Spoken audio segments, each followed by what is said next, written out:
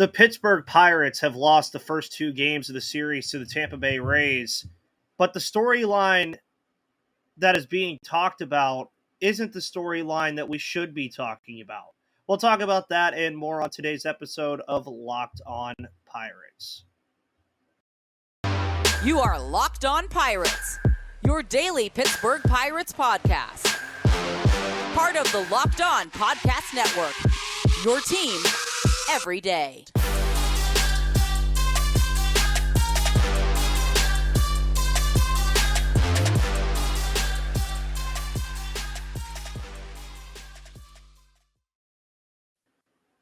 And welcome back to that Pirates podcast, everybody. My name is Ethan Smith, your host of the Locked On Pirates podcast here on the Locked On Podcast Network, where it's your team, your Pittsburgh Pirates, every single day. Today's episode is brought to you by Rocket Money. Rocket Money can help you figure out all of your finances and cancel unwanted subscriptions, like the Pirates losing 3 in a row. And this is the part where I'll usually ask Craig how he's doing, but I'm going to ask him that after I say this. These first two games of this series have been frustrating. You guys saw my episode on Tuesday night. You could tell I was tired. You could tell I was frustrated. The Pirates have played terrible baseball through the first two games of this series against the Tampa Bay Rays, for the most part. But the fact that the storylines that I see every time I scroll Twitter or every time I see somebody talking about it are the fact that Wander Franco flipped a baseball in his hand on a routine ball to first, and that a pitcher said a word that I can't say on this podcast but wish I could to our manager Derek Shelton, and then gave Donnie Kelly the "I'm watching you" eyes. The fact that those are the storylines here, and the missed balk calls that we've seen, and the balk call on Jose Hernandez yesterday, the fact that those are the storylines here is bad on the fan base to me. It just is, because one of the things that I took away from both of these games is that Roansy Contreras and especially Mitch Keller last night went toe-to-toe with the best offense in Major League Baseball statistically. Mitch Keller had one earned run yesterday. One. The other ones were all unearned because of terrible defense, because of the turf just getting to them, because of a lot of other factors that were just out of his control. And it was something I tweeted yesterday. It is really hard to play good baseball, Craig, especially as a pitcher if you have to get more than 3 outs in an inning. So how about, instead of hitting the panic button here because the Pirates are 9 games over 500 still, let's focus on some things that they need to patch up, obviously. But let's also not just discount the fact, Craig, that Mitch Keller just went toe-to-toe with Shane McClanahan, who's probably going to win the AL Cy Young this year unless Garrett Cole keeps going crazy. But anyways, Craig, how are you? I'm doing good, man. And I can tell when a Pirates game doesn't go very well because I get a phone call from my mom. My mom doesn't call me very often about the Pirates, and her thing was just like, well, what are these guys doing out there? It wasn't about, Wander Franco. It wasn't about the umpires. It was more about, can we just play, fundamental defense? I mean, we're doing great on the base pass. I mean, you see G1 Bay, taking an extra base. Like, he's chaos on the base pass. You see, Connor Joe taking an extra base when he could see somebody's, doing something in the outfield. So that's the stuff I was focused on. I was frustrated, as everybody would be, with the balk calls the previous night, with, the Adrian Johnson or whatever the crew chief's name is, saying the F word to Derek Shelton. Like, that's extremely unprofessional. Like, this umpiring crew needs to be held accountable, especially since the night before they told Austin Hedges and Derek Shelton after the game that they missed the calls. Yeah. You would think that, you would kind of be on the top of your game and on your toes, but instead they went on the defensive. Derek Shelton flipping out. People will say, it's great to see, him show some sort of emotion. Well, he really shouldn't have to show that emotion if the crew chief and his crew are doing, what they're supposed to be doing. But I'm more frustrated than anything panicked right now. I look at, Brian Hayes hitting the ball hard as he always has, but, not getting the hits. I mean, that's been his pattern throughout the minor leagues. Everybody's saying, well, this should come around or this will come around. Well, for most players, when you hit the ball hard, it does come around. But for Brian Hayes, this has been a pattern for the past, I don't know, 6-7 years. And he's only broken out of that pattern for, a shortened 60-game season, or actually a month for him. This might be the type of player that Brian Hayes is. That's the stuff I'm more concerned about, Andrew McCutchen. I mean, love Kutch, hit a home run last night. Having him in the 3-hole, and that's something that I even discussed at the beginning of the season. Like, how long would he last in there? It's almost like he's waiting for somebody to push him out of that spot. Well, nobody has yet. I mean, you could maybe say Jack Sawinski, but that would be, in my eyes, that's during, if you don't have a left-handed pitcher going. You got to have a righty going, and you can put Jack in that spot. But who else? I mean, you don't have other players. You're not going to put Mark Mathias there. So, I mean, I don't know. There's a lot more stuff to discuss than what's going on. I said, I wrote up last night for the game story inside the Bucs basement that you do as well, Ethan, that, Mitch Keller didn't deserve the loss. And I know wins and losses don't matter, but I mean, and eventually wins and losses pile up. So that's one there, kind of got away from them a little bit, but I don't know. It's just, I wish if it would have been, I don't know, 3-2 in each of those games, I might be feeling a little bit different than if, they're in the 8th or 9th inning and I feel like we don't have a shot to get back in the game.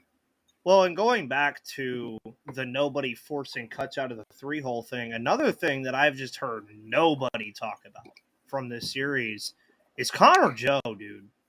Connor Joe this series, I don't know what got into him going to Tampa, but on Tuesday night, he hits 2 doubles, I believe. I think he was 2 for 4.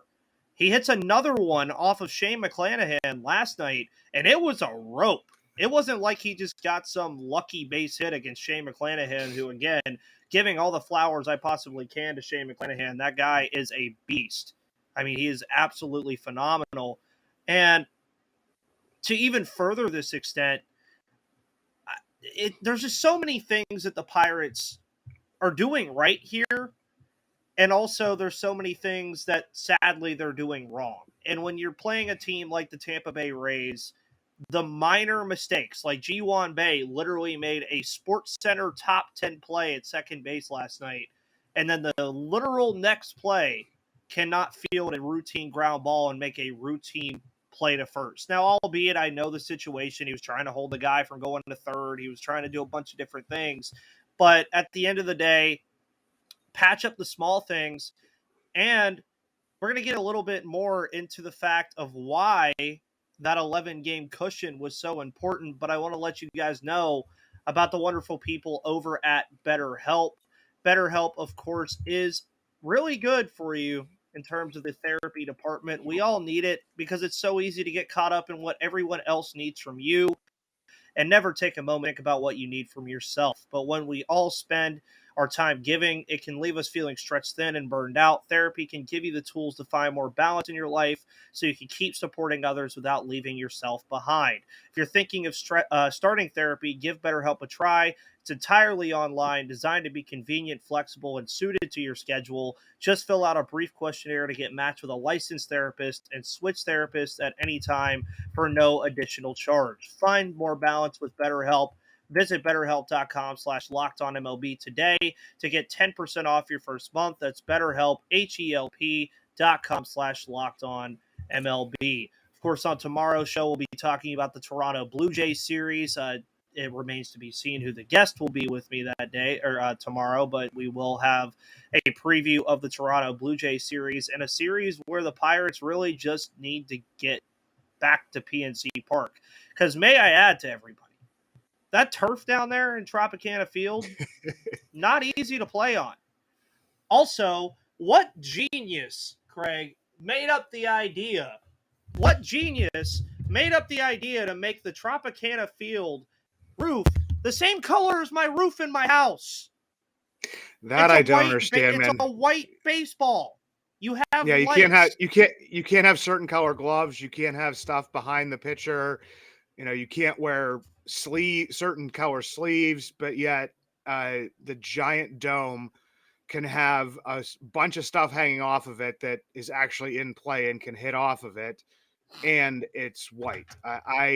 Dude, I've been there before, and I actually had a fairly good experience the time I was there. A lot of it's probably just, being with family and being with friends while we're there. But yeah, dude, the turf, different stuff like that. I mean, you're going to redo this stadium, this park at some point. I mean, there's a lot of different things that you could do. Milwaukee does it right. So just do it better. That's even like Brian Reynolds, like on the double that was hit, the ball just careened off of his glove because it hits the turf and like just takes an absolutely wacky bounce. And no, man, I'm actually I'm gonna be glad when the Pirates are back up here at PNC Park. And I'll be there on Friday because I need my free T-shirt. So Yeah, and that T-shirt looks awesome, by the way. dude, it looks so cool. To add to this, I know it's May, and we should be focusing on the Pirates here. But if you would have told me that the Pirates were going to play like absolute crap through the first two games against the best team in baseball statistically and record-wise, and then you look at the standings this fine Thursday morning, by the way. Very nice Thursday morning down here in Savannah. It's a beautiful 65. Pulling up the MLB app. We can all do it together. Go to the MLB app, presented by Capital One. Yeah, of course. The Pirates currently still hold a 1.5 game lead on the Brewers, a 4.5 game lead on the Cubs, a 7 game lead on the Reds, and a 10 game lead on the St. Louis Cardinals. So why are we hitting the panic button? There is no need to, because as Gary tweeted yesterday and then said on this very show on Monday, winning 20 games in the month of April and having a 11 game cushion. 11. You were 11 games over 500. That means the Pirates could literally go, Craig, 11 games under 500 this month and still be 500. That is insane. They could be 5 games under 500 this month and still be 6 games over 500. That's how important that cushion in April was. Now, do I expect the Pirates to have this dramatic drop-off? No. They're too good of a baseball team right now to just have a dramatic drop-off like this. They just are so happy to play a really good Rays team while also shooting themselves in the foot at the same time. That's the thing that I think has been getting so into my head about this, Craig, is that you look at it from the standpoint of they're not really losing these games entirely just because the Rays are outmatching them. They're losing these games because of mistakes that they can fix on their end. I would rather the Pirates do that than just be outmatched. Yeah, I mean, there's a lot that goes into that, and I mean, the theme in the NL Central this year has definitely been pitching. I mean, you look at how well the Pirates have pitched. You look at how well, I mean, the Brewers are always going to pitch, and as long as their guys are healthy and are on their team, and even the Reds having a little bit of a resurgence there towards the bottom of the NL Central. It's due to the pitching. The Cubs kind of just treading water there, but even before the season started, was just like, man, what's St. Louis going to do? They don't have the pitching to match up. So it doesn't matter really how dangerous their lineup is at times if they're not going to pitch very well. I mean, I look down to the minors. I mean, you do have Matthew Liberatore, kind of tearing up AAA down there, but how much, can he really do, especially when, I mean, you start out hot.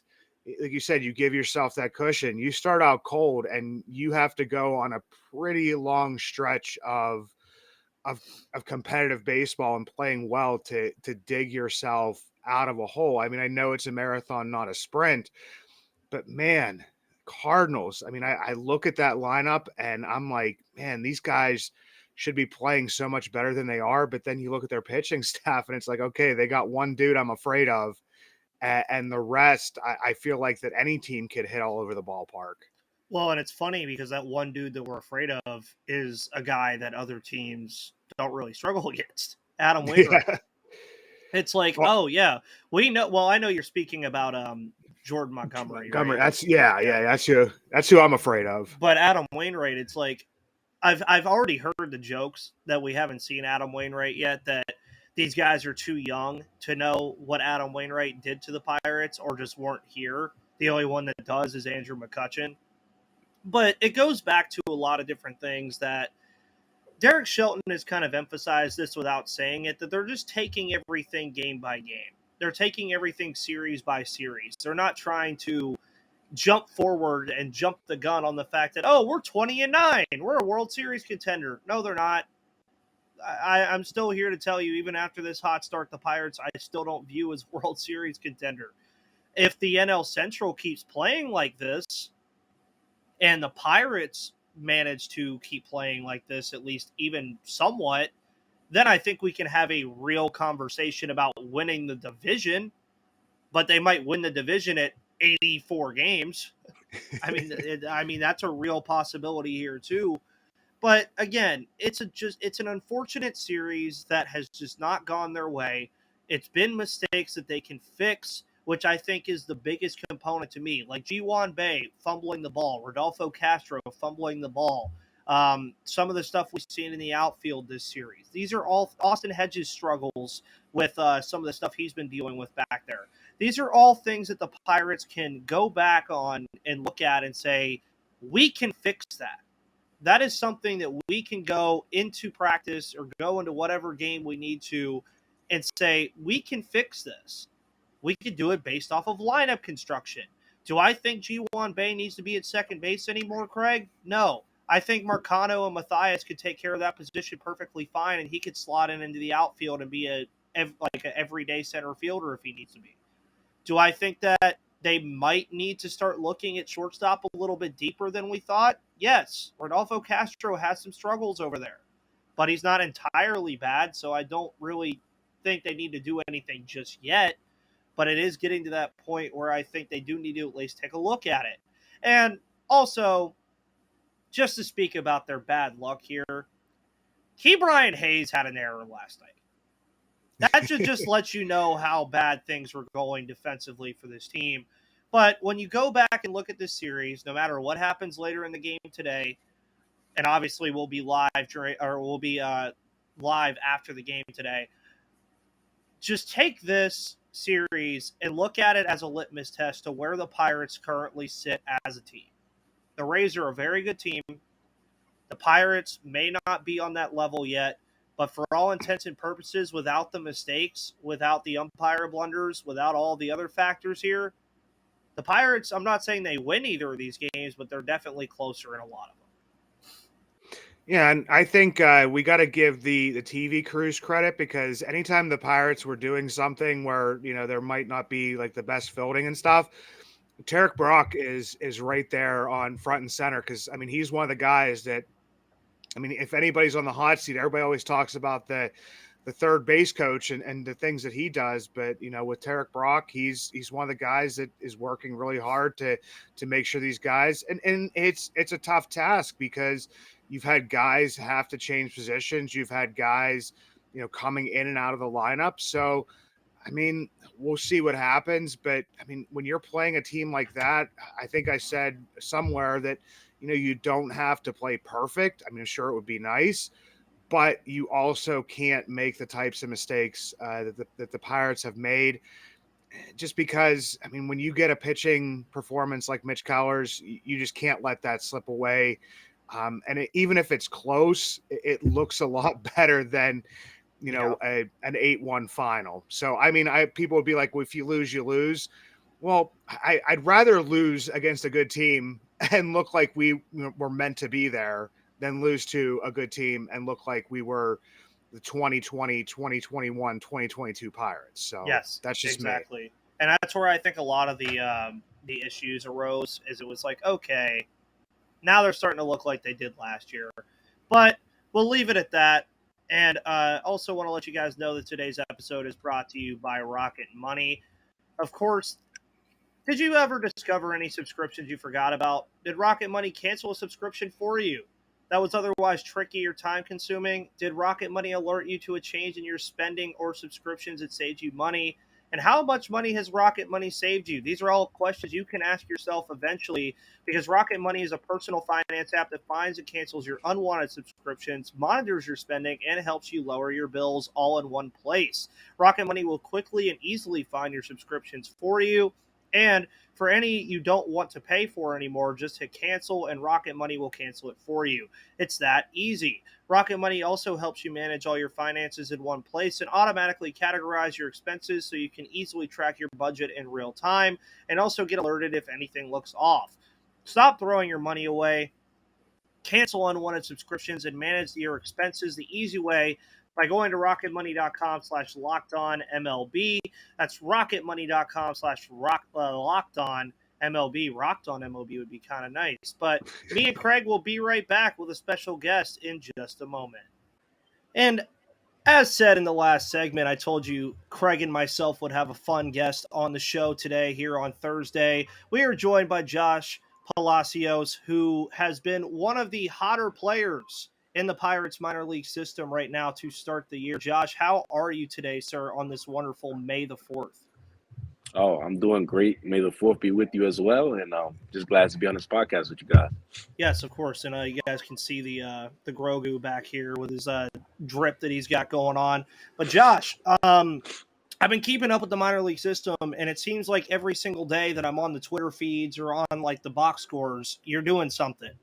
I don't know every day I see your name pop up, and it's like home run, double, he's doing this again. So what do you think is the biggest factor to your hot start so far? I'd say I have to probably attribute a couple things. Definitely just getting the mental space to put myself in a good position to hit. So looking for the right pitches and setting up in zones that I know I'm pretty good at. And then another thing, I did some motor preference things in the off season this year, so kind of helped my swing feel a little better. And probably one of the biggest is I started wearing contacts so I can see a little better now, which definitely is a help. That'll help. It's always good for that. I forget who there was actually a story about that the other day. I forget who it was, but it was some pitcher who's actually technically legally blind, but he pitches like really well. I was playing MLB The Show when they said it, and I forget what player it was, but it was literally a whole like real story about how this guy is like legally blind, but he's like really playing well at the major league level. So yeah, wow.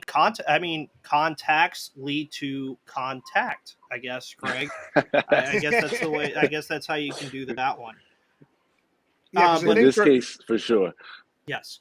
Go ahead. Yeah, because the thing for me, Josh, is that I noticed like you came out of 2020, the layoff and everything, and have been showing a lot more patience at the plate, seeing a more balance between the walks and the strikeouts.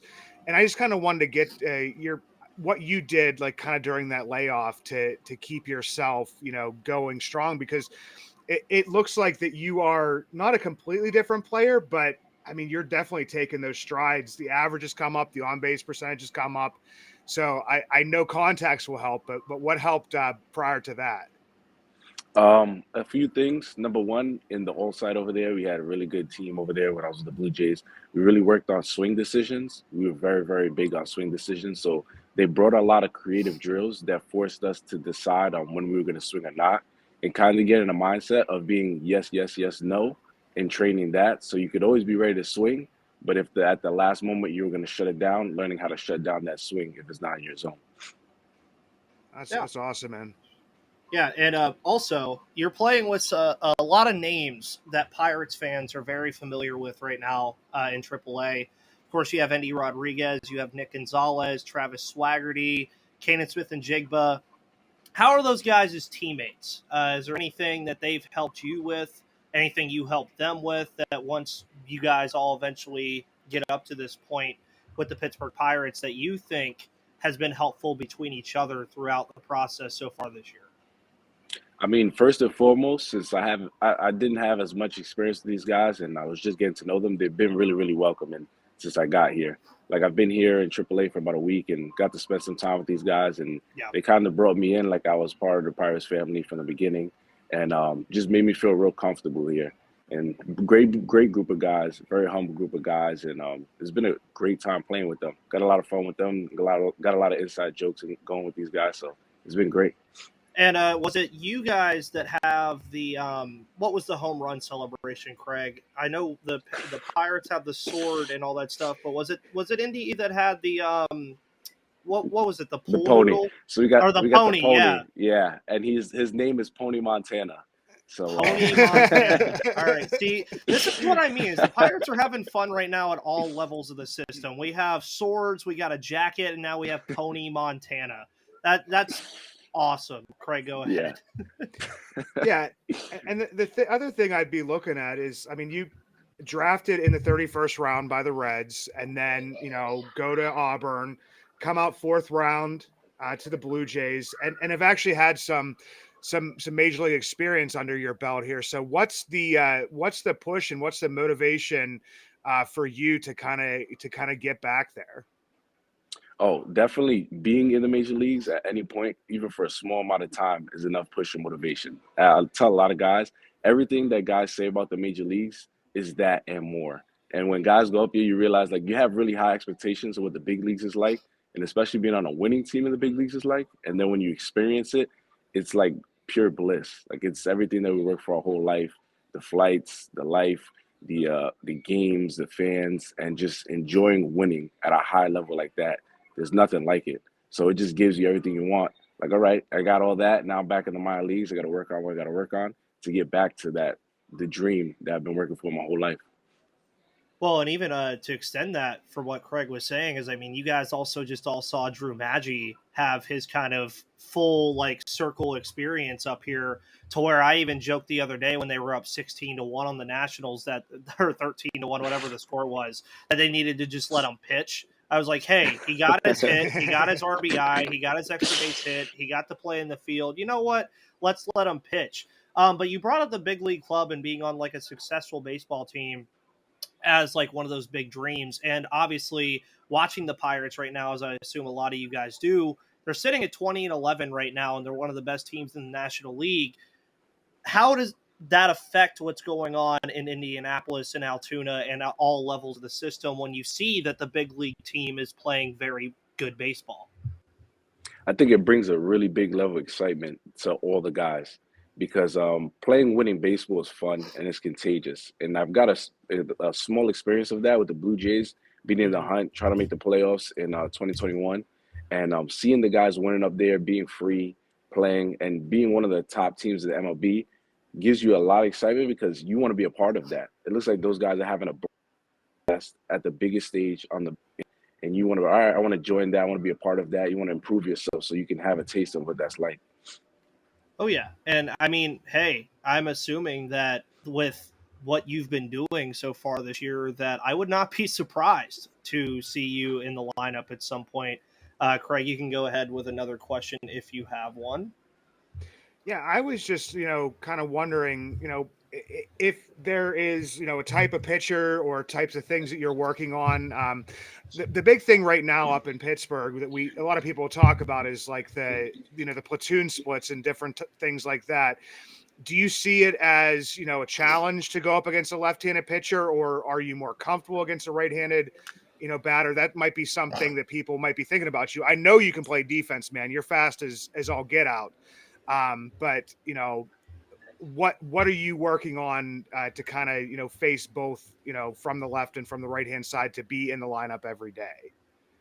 Yeah, we have some great hitting coaches down here, and every single day we've been working. We have an eye pitch here too, so every day I try to get some pitches off of righties where I'll get fastball, slider, changeup, or whatever I want to see off of righties, and then balance that out with pitching on lefties as well, so we can keep ourselves multifaceted. Because in AAA, I'm facing both righty and lefty, and career-wise, I have really good splits against lefties, actually. Oddly, I'm a better hitter against a lefty than a righty, which is that's what I want you to get out, man. I was trying to draw it out of you. Like, why are you better? Like, what do you do different, man? I've practiced a lot off the machine lefty. At first, I was a switch hitter for most of my life. So going into college, I really had to get a grasp on what it was to hit a lefty. And shout out to my buddy Aaron Ford, my roommate. He was a pitcher. He threw to me literally every single day. He had probably one of the nastiest slides I've ever seen. and he'd throw me fastball, slider, and pitch to me almost every single day. And it kind of gave me a grasp, allowed me to calm down and get a better feel of what a lefty slider does and how a lefty would attack me. So I feel like lefties don't have as many ways to attack a lefty because you're both on one side versus a righty using more pitches, and it makes it a little easier. Yeah, and that is interesting, Craig. I didn't know that he had a better split against lefties than he does righties, which could be Dude, something. I look at stats way too much every day, man. I do. Well, and apparently Josh does too, because he was like, "Yeah, apparently I do too."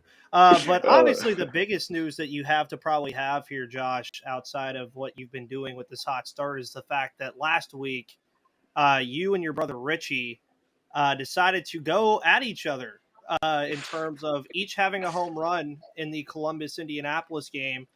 You had 2 RBIs and 2 doubles to your credit on that. Richie went 3 for 5 with a home run, 3 runs, and 2 RBIs. And the Clippers won that game, but, you know, he also robbed you of an extra base hit in the ninth. So yes, he did.